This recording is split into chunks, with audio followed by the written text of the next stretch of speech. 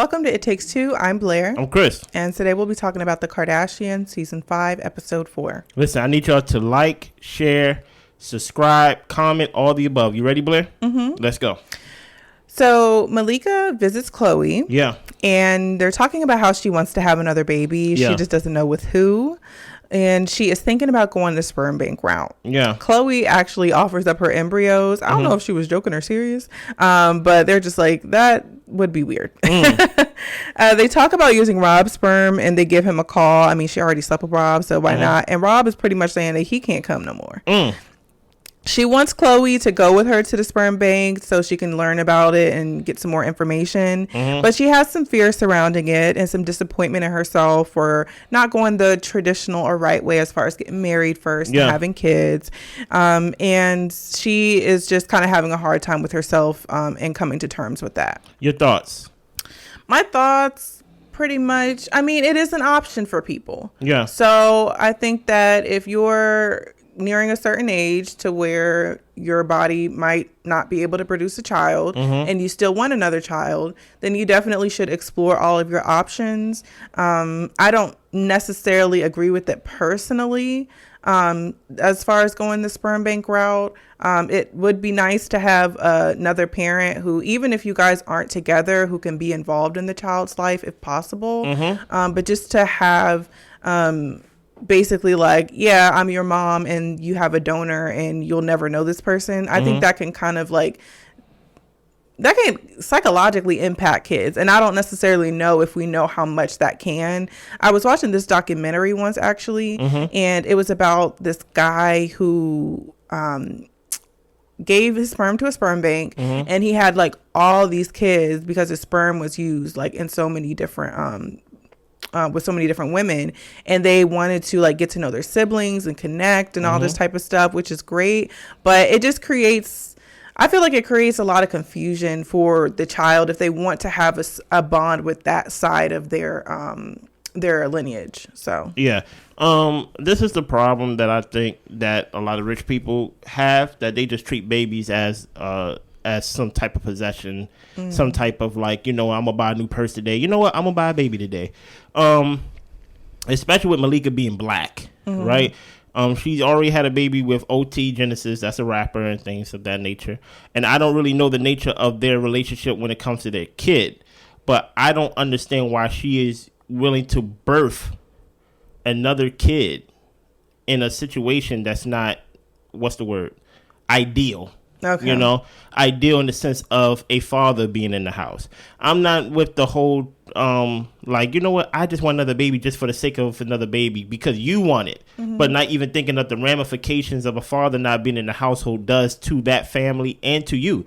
Just something simple as Tristan. Khloé have her children by Tristan, and they are on two different paths when like it comes to their relationship in general. And I'm just not even talking about romantically. I'm just talking about period, right? Yeah. So I think her want for a child, for me, was kind of off-putting in this scene because she made it sound like it was like another like materialistic thing. It wasn't something across the lines of like, I'm getting older, I don't have a kid. I would like to have children at some point in my life, but she made it seem like I just want another baby, you know, to the point where they just basically like, oh, do you want another baby? Let me call my brother. It just came off as insensitive in my opinion. Even though I think at one point, if I heard correctly, I think Rob and Malika had relations at one point, but it just came off as very insensitive and kind of showed you how they live. And when I say they, I'm talking about like rich people, celebrity lives, to where it's like, to us, I would think like having a baby is such a weighted decision. Yeah. But for them to basically treat it so light and treat it so like, oh yeah, I definitely could ask my brother to see if you could borrow some of his sperm. It's just like, what are we doing here? Like, like at the end of the day, this will be someone's life that you're gonna have to take care of and introduce them to.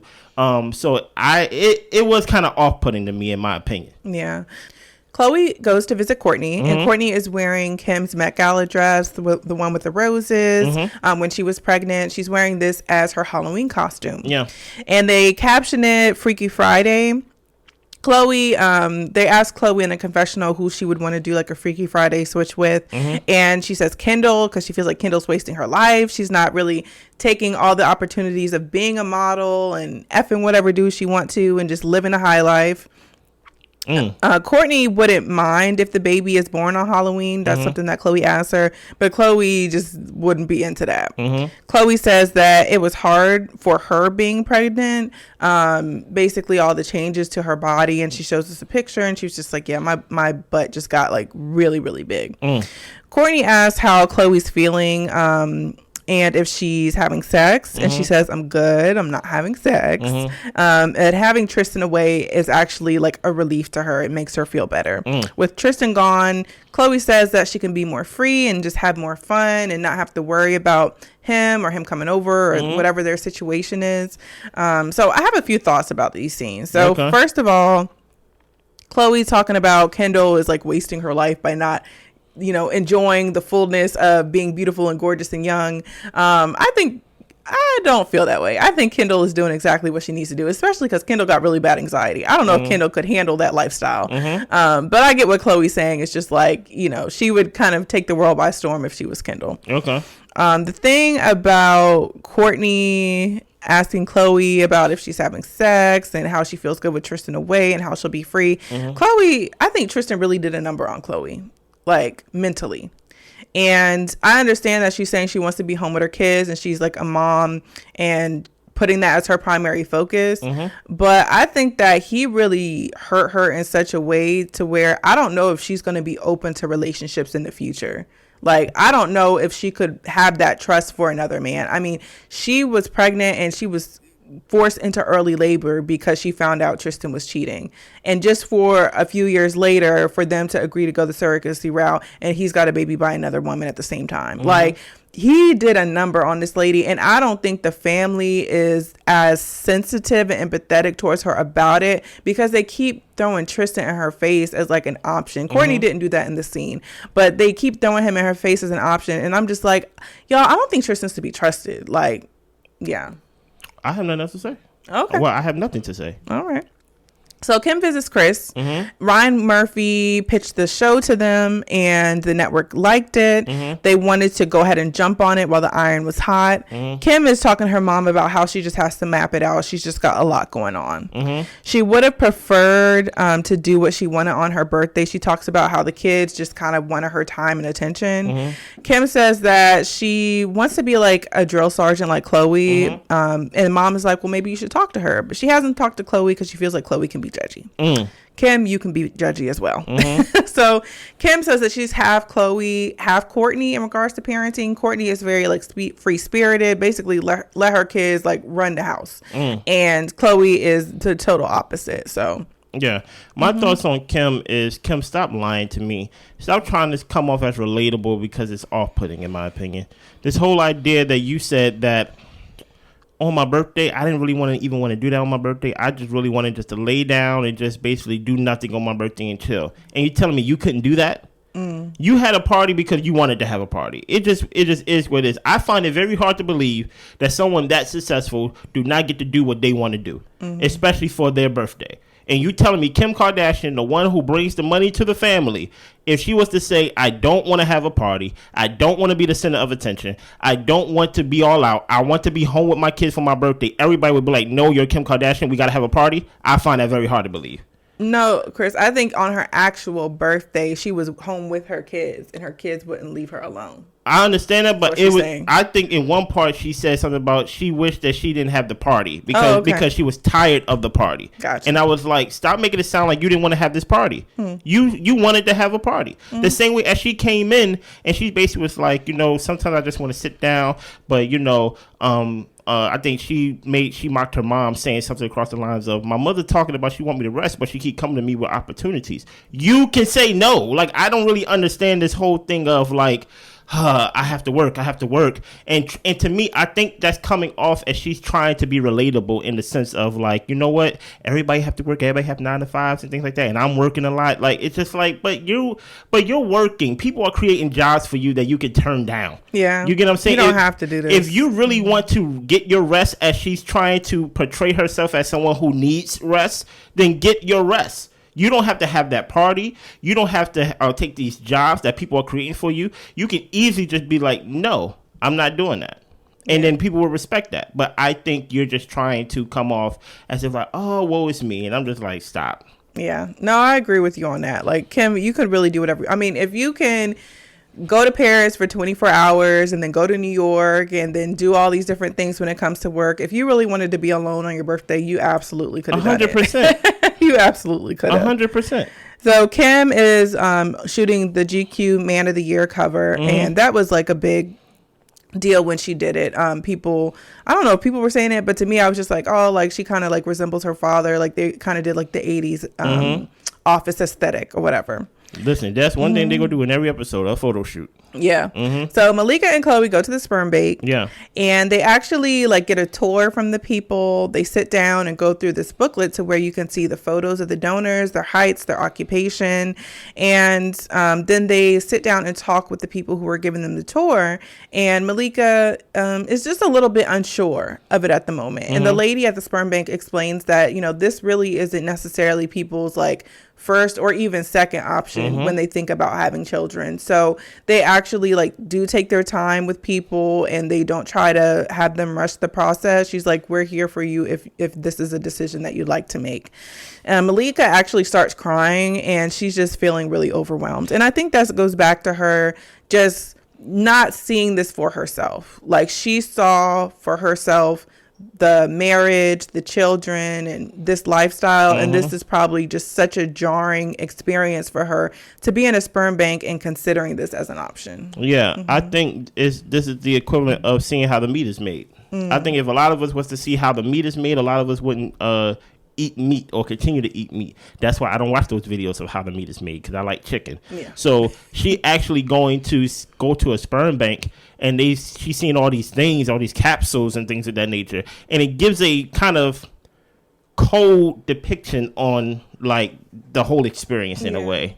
Like the thing about a baby is supposed to be, at least what I was told, a warm, like loving, like experience. You get what I'm saying? Like birthing a baby with someone that you love or someone that you once loved. And now it's literally the opposite, but on the like total other end of the spectrum, to where it's like, here's a folder, here is what he do, here's his occupation, and then it gives a very cold feeling to it, to where I think it's all fun and games, like, oh yeah, let's go to the sperm bank, but when you actually go and see how the meat is made, you may not want to do that route. Yeah. Because it will like, it's just something cold about it. And I'm not talking about the temperature that keeps you know, I think things together. Right. So Kourtney and Travis apparently have two different houses and they live a block away from each other. I like that. But I think that they do spend like all their time together. They were saying that Travis has a house because his kids are just accustomed to the house, and that's just good for their schedule and for